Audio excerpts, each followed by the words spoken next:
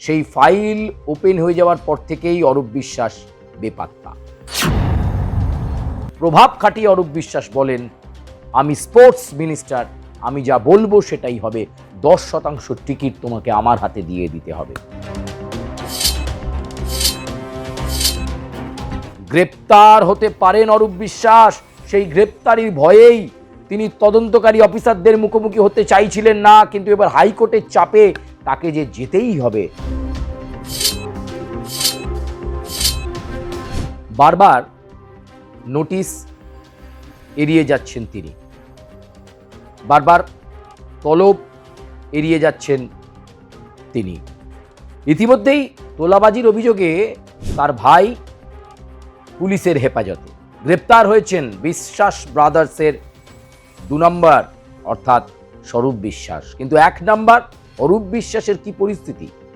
Messi কাণ্ডের file ইতিমধ্যেই open হয়ে গেছে, সেই ফাইল ওপেন হয়ে যাওয়ার পর থেকেই অরূপ বিশ্বাস বেপাত্তা। তৎকালীন ক্রীড়া দপ্তরের মন্ত্রী অরূপ বিশ্বাস তাকে দ্বিতীয় নোটিশ করার পরেও তিনি উপস্থিত হননি। তাই এবার 48 ঘন্টার সময় দিল পুলিশ, এবং সেই 48 ঘন্টার মধ্যে অরূপ বিশ্বাসকে হাজিরা দিতে হবে। 3rd নোটিশ দেওয়া হলো। এই নোটিশের পরেও যদি সশরীরে অরূপ বিশ্বাস না যান, তাহলে কিন্তু পদক্ষেপ করতে বাধ্য হবে তদন্তকারী সংস্থা। পুলিশ কিন্তু অ্যাকশন নিয়ে নেবে। সেদিন লিওনেল মেসিকে দেখবার জন্য যুবভারতী ক্রীড়াঙ্গনে ঠিক ঠিক করছিল দর্শক। কথা ছিল ফুটবলে কিক করবেন মেসি, ফুটবলের এই জাদুকর, ফুটবলের এই সম্রাটকে দেখার জন্য মুখিয়েছিল দর্শকরা, কিন্তু তারা 30 সেকেন্ডও লায়নেল মেসিকে দেখতে পাননি। এরপর কাঠগড়ায় তোলা হয় এই ইভেন্টের আয়োজক শতরুদ্র দত্তকে, এমনকি শতদ্রুকে জেলেও যেতে হয়। কিন্তু জেল থেকে বেরোনোর পর শতদ্রু দত্ত একটার পর একটা বোমা ফাটিয়েছেন অরূপ বিশ্বাসের বিরুদ্ধে।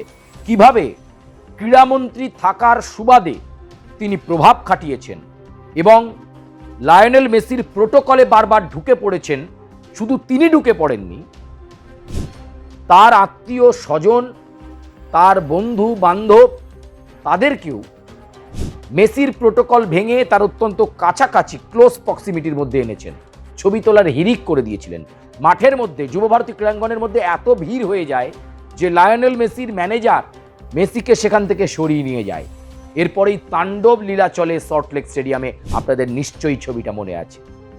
উত্তেজিত জনতা হাতে আইন তুলে নেয়, স্টেডিয়ামে চেয়ার ভাঙা হয়, যুবভারতী ক্রীড়াঙ্গনের অ্যাস্ট্রো টার্ফ, সেই অ্যাস্ট্রো টার্ফ ছিঁড়ে ফেলা হয় এবং বলা হয় যে তারা কেউ ধার করে, কেউ স্যালারির টাকা থেকে 4000-5000 টাকা দিয়ে মেসিকে দেখবার জন্য তারা এসেছিল। কিন্তু তারা 5 সেকেন্ড, কেউ বলছেন 10 সেকেন্ডও তারা লায়নেল মেসির মুখটা পর্যন্ত দেখতে পাননি। সেই দিনের সেই ঘটনায় তৎকালীন পুলিশের শীর্ষকর্তাকে সাসপেন্ড করে দায় সেরেছিল তৃণমূল কংগ্রেসের সরকার।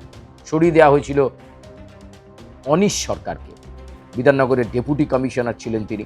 সেই অনিশ সরকারকে সরিয়ে দেওয়া হয়েছিল। কিন্তু দায় কেন নিলেন না মন্ত্রী অরূপ বিশ্বাস? শতদ্র দত্ত জেল থেকে বেরিয়ে বারবার বলেছেন, প্রয়োজন হলে আবার জেলে যাব। মেসি কাণ্ডের জন্য যদি শতদ্র দত্ত দায়ী থাকে, আবার জেলে যাব, কিন্তু অরূপ বিশ্বাসকে যেন ছাড়া না হয়, জোরালো দাবি করলেন তিনি।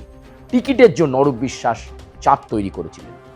তিনি বারবার বলেছিলেন যে এত বড় একটা ইভেন্ট, এত কোটি কোটি টাকা খরচ করে মেসিকে ইন্ডিয়া ট্যুরে আনা হচ্ছে, সেখানে অনেক টাকার ব্যাপার, টিকিট তিনি বিক্রির জন্য রেখেছেন। কিন্তু তৎকালীন মন্ত্রীও সব শুনতে নারাজ ছিলেন। প্রভাব খাটিয়ে অরূপ বিশ্বাস বলেন, আমি স্পোর্টস মিনিস্টার, আমি যা বলবো সেটাই হবে, 10% টিকিট তোমাকে আমার হাতে দিয়ে দিতে হবে। চাপের মুখে নতি স্বীকার করেছিলেন সেদিন শতদ্র দত্ত।